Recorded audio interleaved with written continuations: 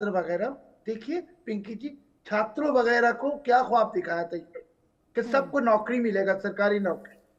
अभी क्या हो गई, सब देख रहे हैं कि यूनुस के आजू बाजू में जो छात्र हैं वो पैसा ले ले के लोगों को सरकारी नौकरी दे रहा है।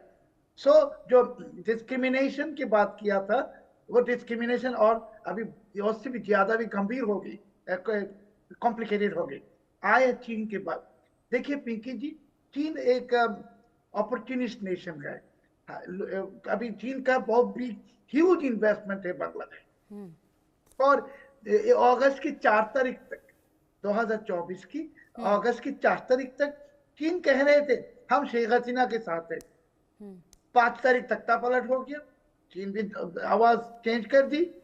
सो अभी ये जो यूनुस के साथ जो कोशिशें हैं चीन की, ये उनके जो बांग्लादेश में बिलियंस ऑफ डॉलर्स का इन्वेस्टमेंट, उसको रक्षा करने के लिए। सो मैं फिर से निपुण भाई से भी सहमत हूँ कि इसके साथ एक चीज आपको भी और निपुण भाई को कहना चाहता हूँ कि ये महीना अप्रैल और मई, 2 महीने आज या तो यूनुस भागेगा बांग्लादेश से, नहीं तो वाकुरुज्जमान साहब जेल चले जाएंगे फांसी के लटकाने के लिए।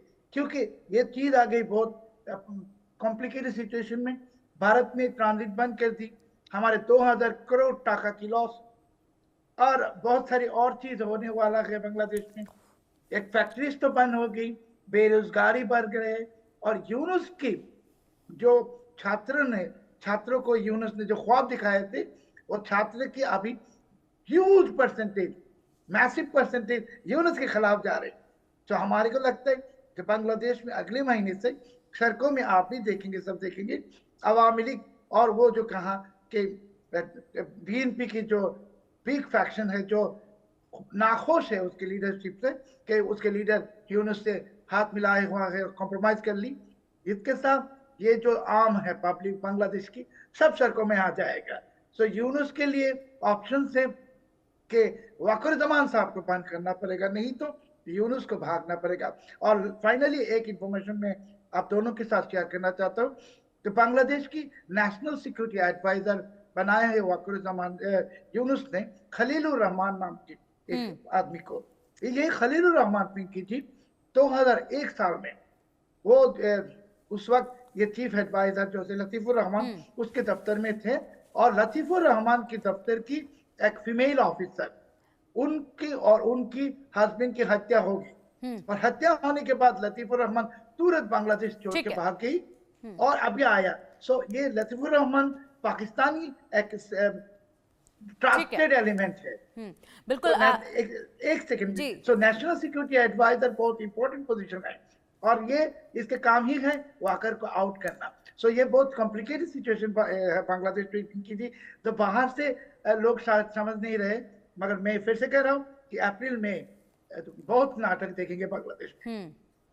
बिल्कुल, बहुत नाटक जो है वो बचे हुए हैं देखने। और फिलहाल जिस तरीके से 2 महीने का आप वक्त बता रहे कि इस 2 महीने में सब कुछ बदल जाएगा, बहुत कुछ बदल जाएगा, या तो लड़ाई इस पार की होगी या उस पार की होगी। अब इसी वक्त का इंतजार है सभी को, बांग्लादेश की जनता को भी, भारत को भी देखना होगा स्थिति किस तरफ जाती है, यानी कि ऊँट किस तरफ करवट लेता है। फिलहाल बहुत शुक्रिया शोएब जी आपका इंडिया न्यूज़ के साथ जुड़ने के लिए और हमारे इस खास कार्यक्रम में शामिल होने के लिए। एक बड़ी खबर सामने है, पाकिस्तानी आर्मी चीफ ने एक बार फिर से जहर उगला है।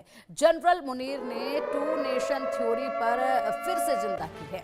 हम हिंदुओं से अलग, इसी वजह से 2 देश बने। मुनीर ने मदीना और पाकिस्तान को एक जैसा बताया है, देश की बुनियाद कलमे पर रखी गई है, ये मुनीर ने कहा है।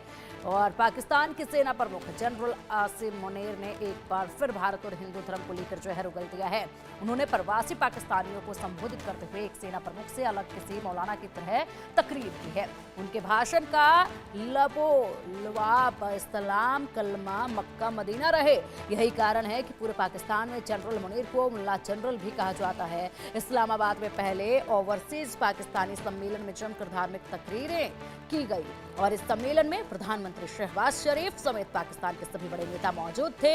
जनरल मुनीर ने कहा, पाकिस्तान की कहानी अपने बच्चों को आपको जरूर सुनानी है ताकि वो पाकिस्तान की कहानी ना भूलें। हमारे पूर्वजों ने सोचा है कि हम जीवन के हर संभव क्षेत्र में हिंदुओं से अलग हैं। हमारा धर्म अलग है, हमारे रीति रिवाज अलग है, हमारी संस्कृति अलग है, हमारी सोच अलग है, हमारी महत्वाकांक्षाएं अलग हैं। यह जिस तरीके से द्विराष्ट्रीय सिद्धांत की नींव थी, जिसे डाला गया था, आज तक इंसानियत की तारीख में सिर्फ 2 रियायतें हैं जो कलमे की बुनियाद पर बनी है। पहली जो थी वह है रियासत तैयबा, क्योंकि तैयबा को हमारे नबी ने नाम दिया था। कुरान में उसका नाम है यसरब, आज उसको मदीना कहा जाता है। दूसरी रियासत जो वो उसके 1300 साल के बाद अल्लाह ने आपकी पाकिस्तान बनाई है कलमे की बुनियाद के ऊपर। तो एक बार फिर से धर्मों को लेकर ये जहर उगला गया है।